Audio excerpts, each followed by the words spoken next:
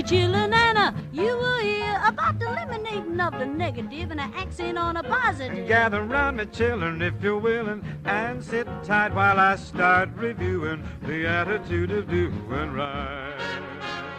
Ladies and gentlemen, welcome to the podcast, The Joyful Frugalista, and now here's your host, Serena Bird and friends.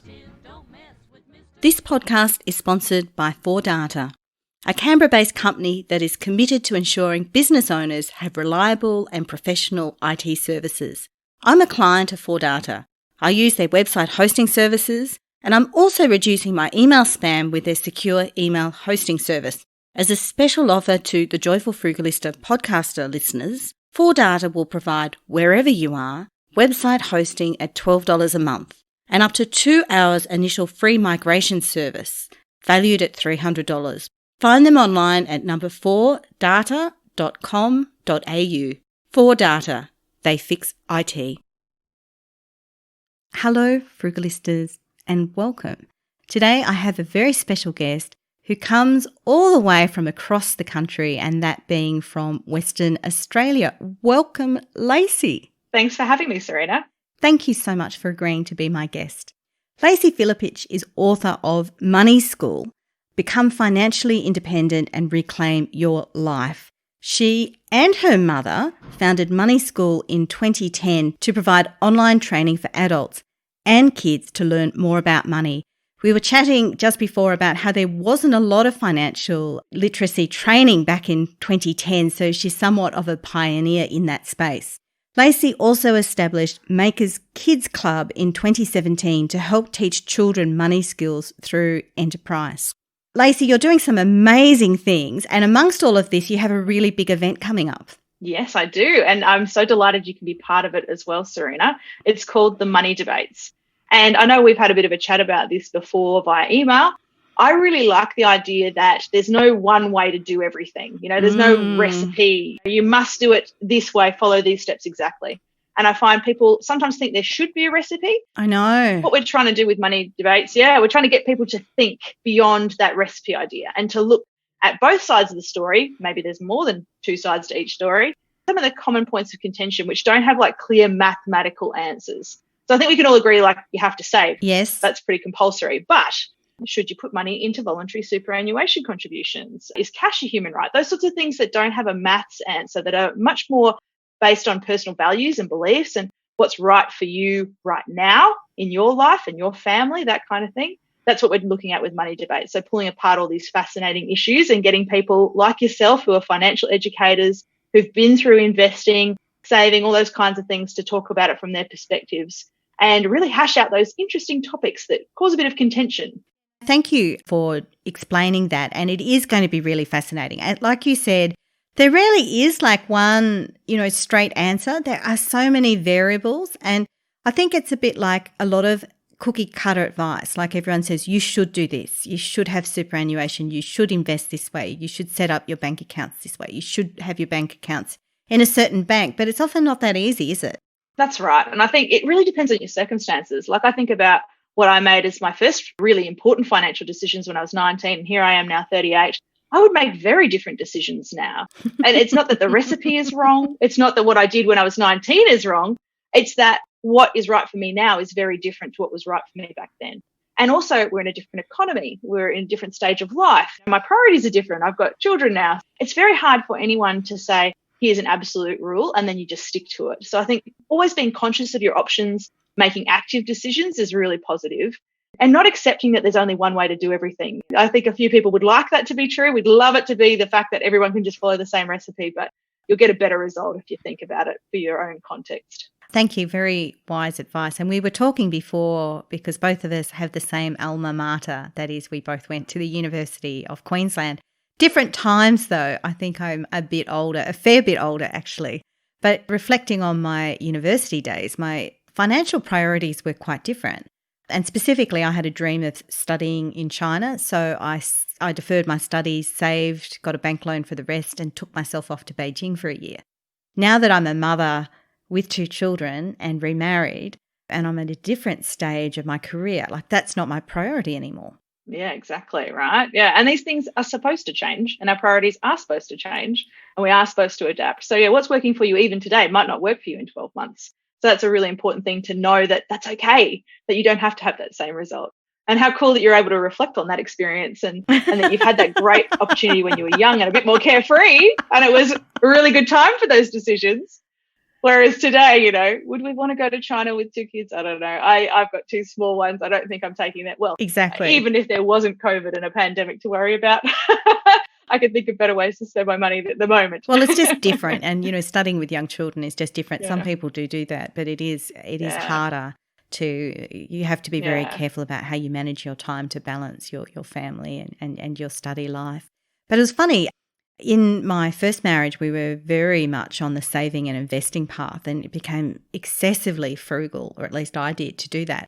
And I remember going back to Brisbane on a holiday and how I could remember so many restaurants, particularly in the CBD in Brisbane, because, I'd had my university party days. Oh, yeah. I was still frugal, don't get me wrong, but socialising is so important when you're young. Totally. Especially in Bris Vegas. Yeah. Yeah. It is a high priority. Well, yes, absolutely. And at university too, we used to joke that it was compulsory to be able to drink beer. If you didn't drink beer, you weren't allowed to graduate from engineering, so you had to go to the pub. It was almost considered like a mandatory thing. One of the most famous lecturers in our department was famous because he managed to beat Bob Hawke in a beer skull competition. Wow.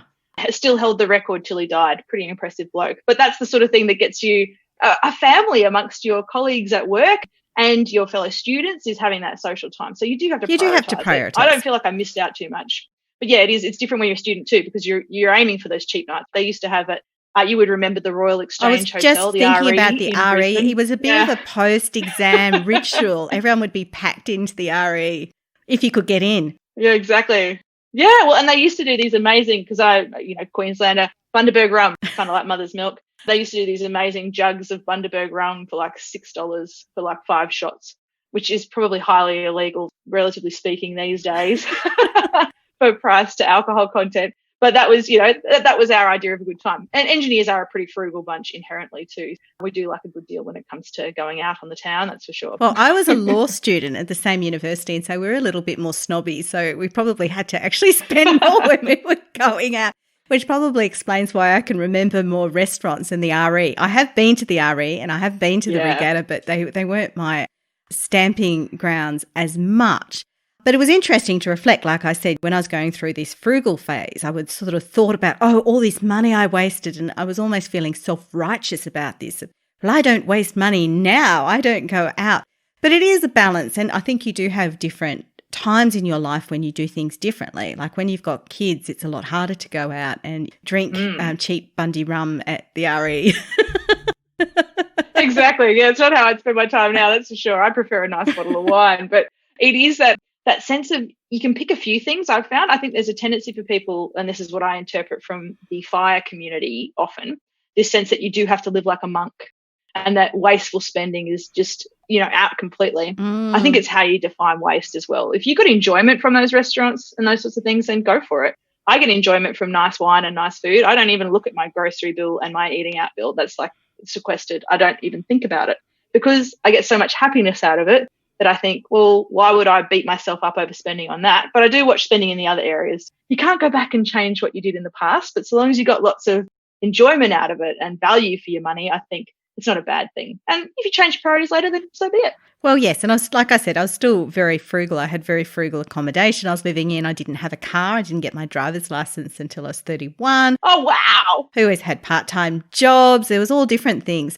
And actually, I didn't really go out as much as other people, but it is good to reflect about how you do need a balance between your social life and things you do enjoy versus your long-term goals. And it sounds like you've done that really well.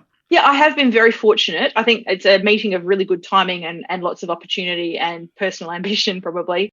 I have been very fortunate to have really good guidance early in my life and just a few seeds planted that got me excited about saving and compounding, which is what led to me starting investing when I was in my second year of uni, and all my lecturers and my fellow students thought I was insane buying a property.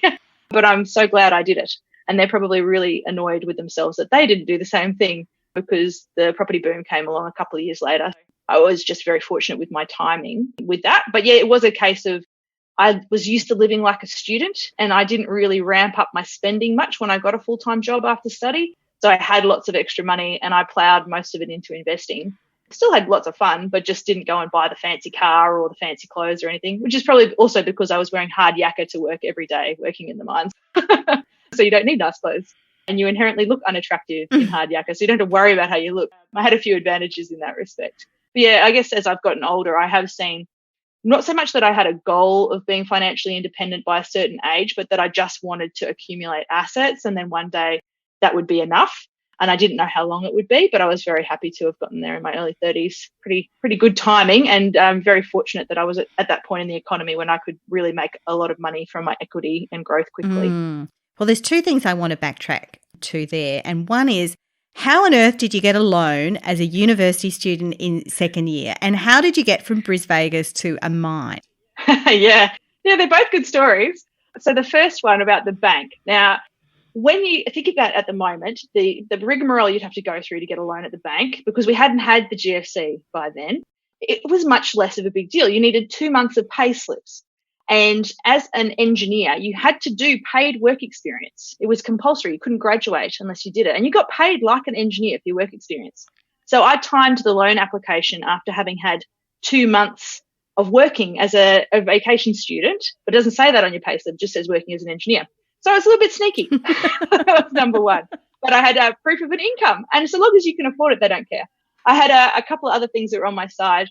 One was the property was severely underpriced versus its value. So it was valued at about 130,000 and I got it for 103.5. Wow. And that was because it had been sitting on the market for a long time. And it was hideous. Like, I mean, properly hideous, like brown ceilings, brown walls, brown floors. It stank. Like, I cried when I got the keys and went in and went, oh my God, it's filthy. But I'm really glad I did it because we were able to cosmetically make it look much more attractive. My dad's a builder. He helped me tile. I lost my fingertip doing grout, that sort of stuff. We were pretty frugal in how we renovated it. But that was how I was able to convince the bank that it was a good investment, because, of course, they were going to give me a loan. And, they look at that loan ratio. They knew that if they had to sell it because I couldn't meet payments, they would easily cover the mortgage. I also had a really sizable deposit, which was owed to me having worked all through high school.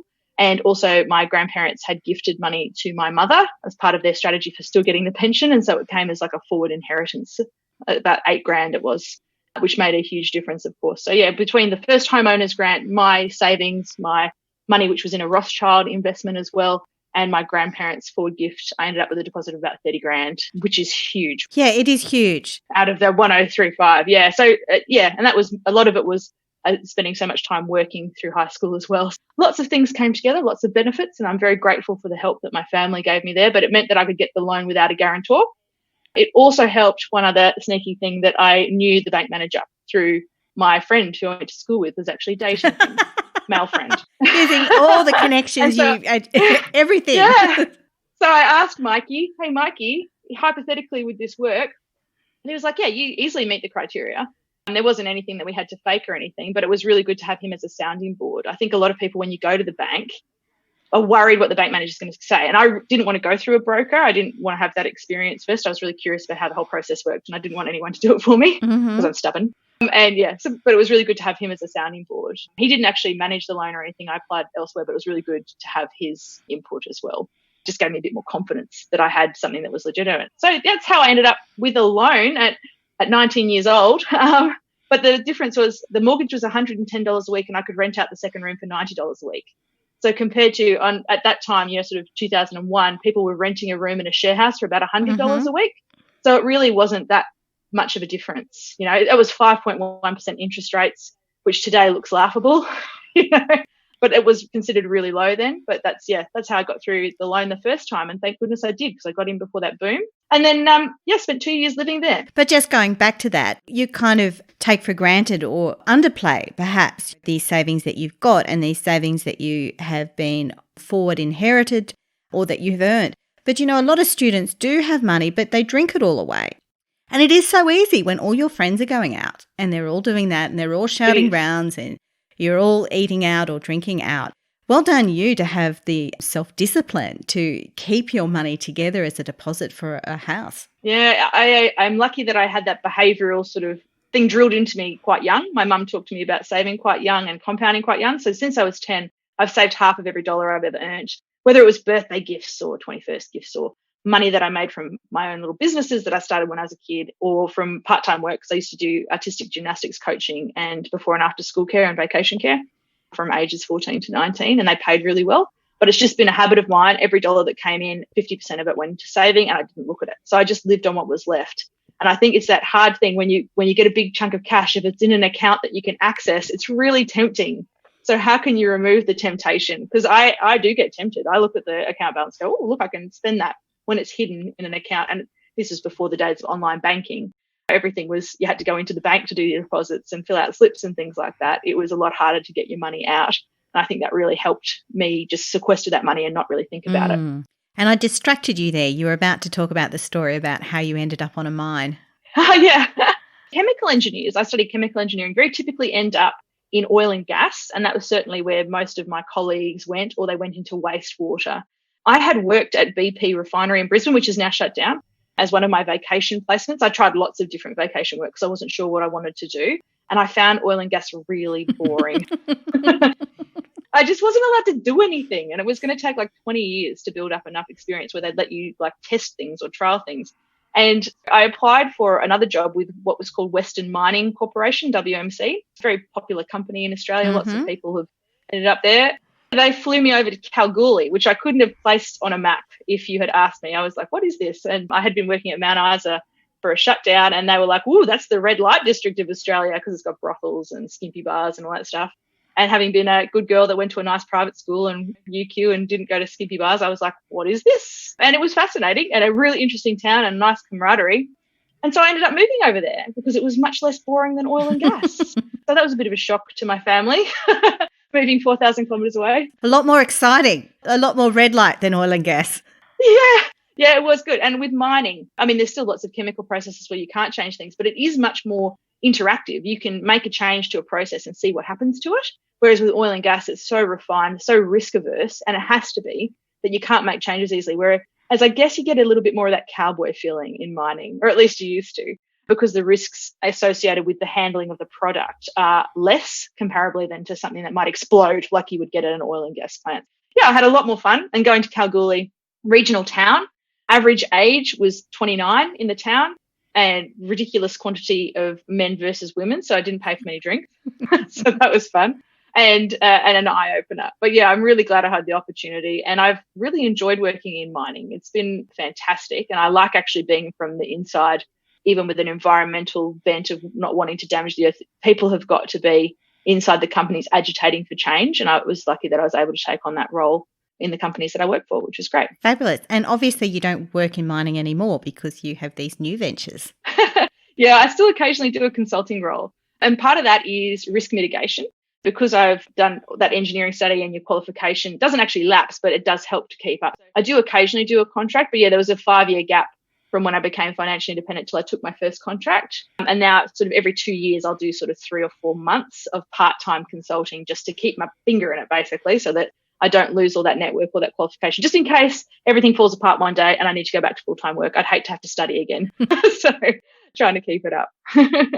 Well, this is important because a lot of people think that a criticism labelled against the financial independence retire early movement is that, well, okay, you retire. Well, what happens if there is a problem? Like what happens if you lose all your money, the stock market completely, disintegrates?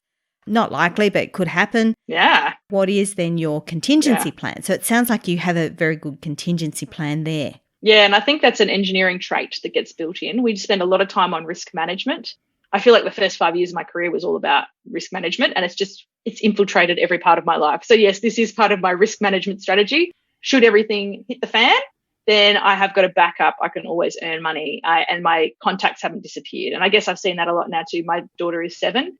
I have some friends who haven't worked for that whole period, and they found it really hard to get back into work after a complete break for 7 years. And I wanted to make sure I didn't have that if I ever decide to go back, because eventually my children will be in school, and if I get bored, I've got lots of options then. Or if my businesses don't work out, or if someone solves financial capability for Australia, then, I can just pack up and I'll do something else. Well, it's funny, when I left my full-time job last November, I had all these contingency plans and most of them completely went awry during COVID, but that was fine too. I bet. The main contingency plan was that I'd saved up before I made this decision.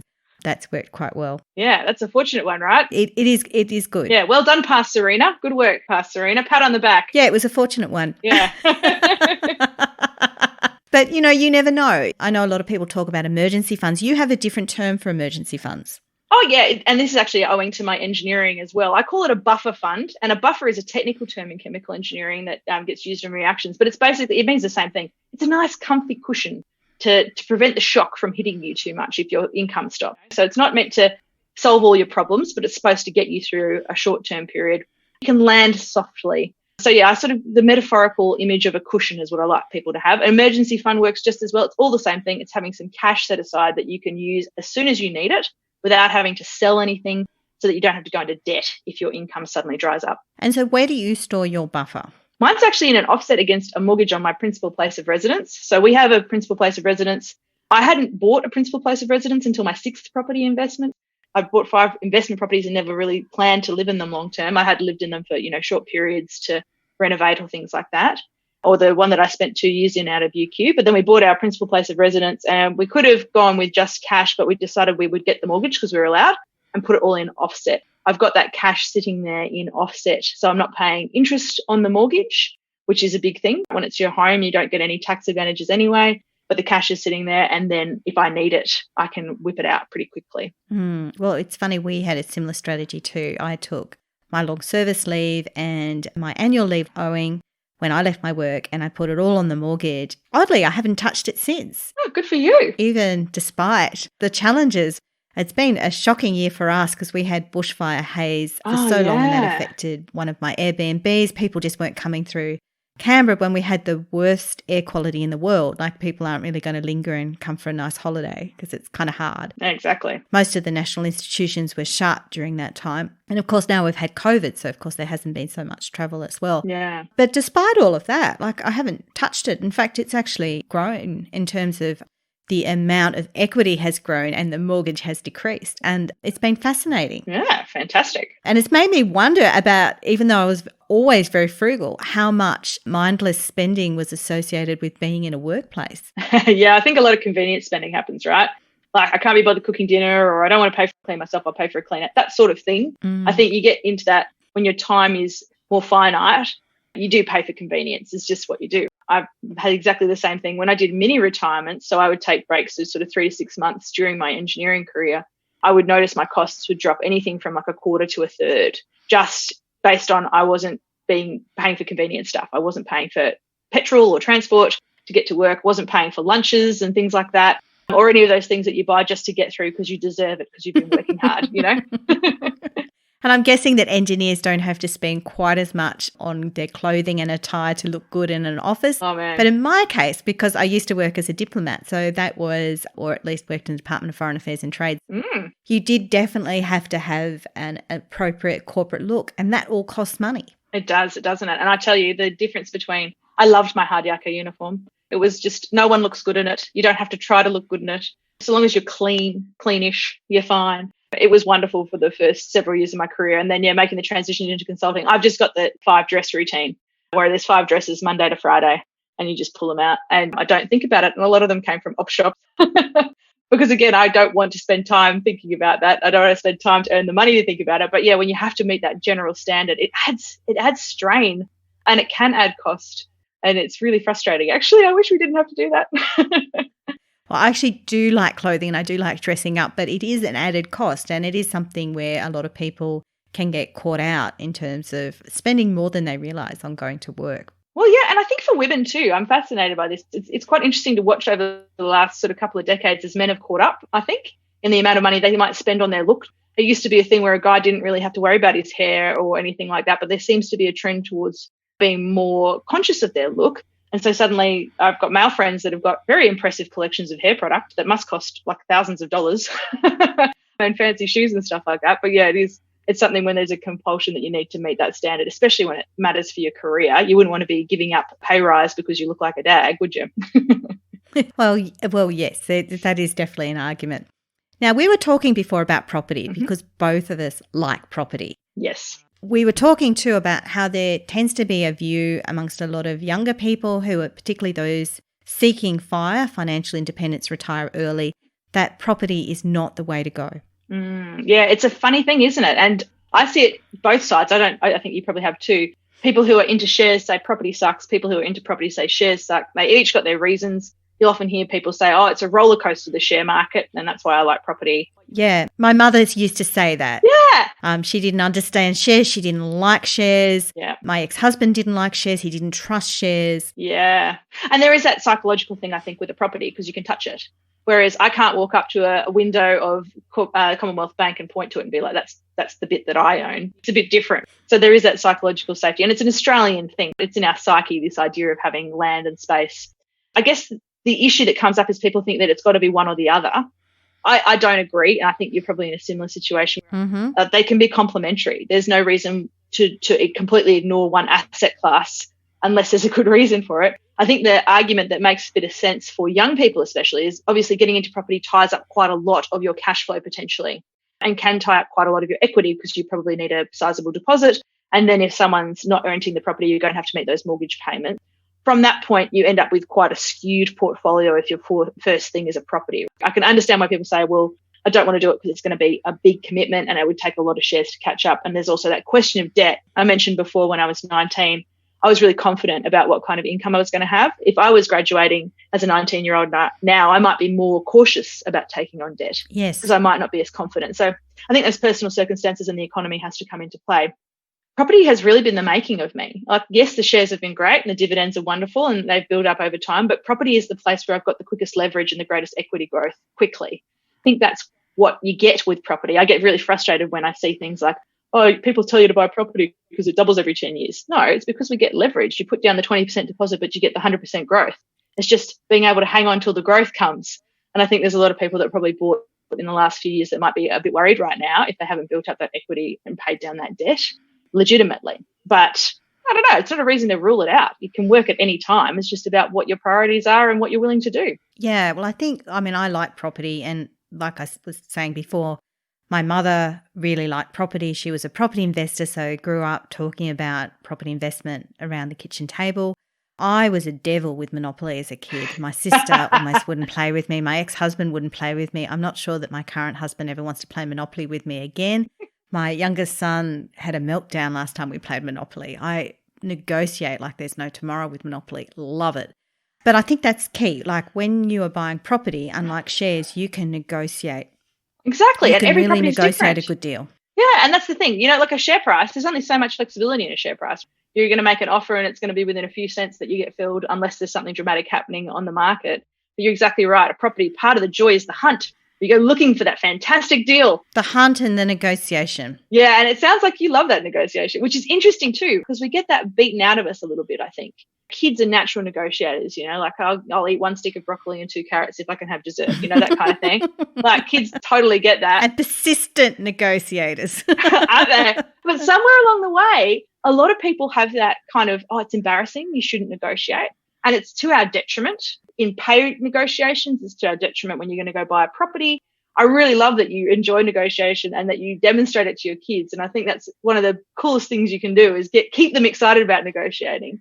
But I suspect that might be why a lot of people get put off with property, because the thought of actually having to have that negotiation can be a little bit uncomfortable and you do get pushed. Yeah. And they don't want to cave. So I kind of get why people might be worried about it. But the good news is you get better with practice. Exactly. And auctions scare a lot of people. Yeah. And I was laughing because I was at a kid's birthday party and there was a dad of one of the kids and he was, I wouldn't say he was quite the alpha male, but he was talking about what his negotiation strategy was going to be for a particular property. It was fascinating for me because a couple of weeks later I went to an auction as a woman and there were quite a lot of other women who were there bidding and I bid successfully for the one. In fact, I was the only bidder and then I went into negotiations for what is where I'm now recording from this particular apartment.